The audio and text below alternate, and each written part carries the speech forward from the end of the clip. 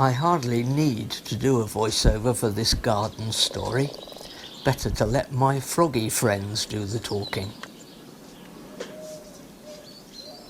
But if there is a message I wish to put across, it is this. Putting a pond in your garden is not that difficult, and you will reap great rewards. Yes, a bit of planning is necessary, and a bit of hard work digging out the hole, and removing small stones and any sharp objects, lining the hole carefully with sand and underlay, then cutting the butyl liner to size.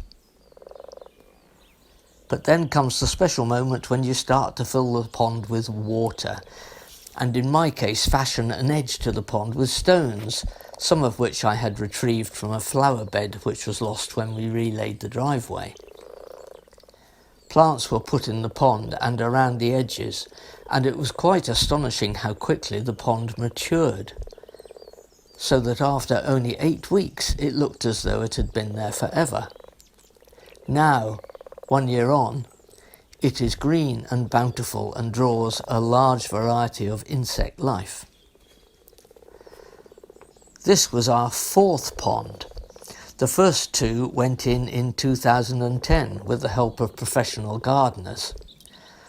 Our large pond has many water lilies and requires little maintenance, apart from a clear out of leaves and other debris in the autumn. The Frolicking Frogs pond was made of pre-moulded plastic and is now well filled with an abundance of snails and has an exuberant neighbouring hosta. Pond number 3 also took a good deal of digging and preparation, but quickly became home to frogs and an abundance of tadpoles in the spring.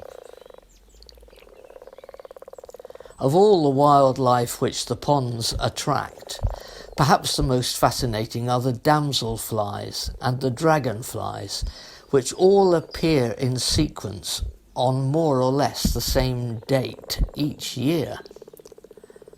The astonishing spectacle of dragonflies emerging from their exuvia, their cast-off outer skin, and then their wings expanding and strengthening over 6 to 8 hours on warm summer days in June, has entranced our visitors on several past Wilmslow Wells open garden days. Then there are the frogs, which, sitting so still and so well camouflaged, I am sure often escape my attention, and several species of newts which we frequently catch in our nets when removing unwanted blanket and duckweed.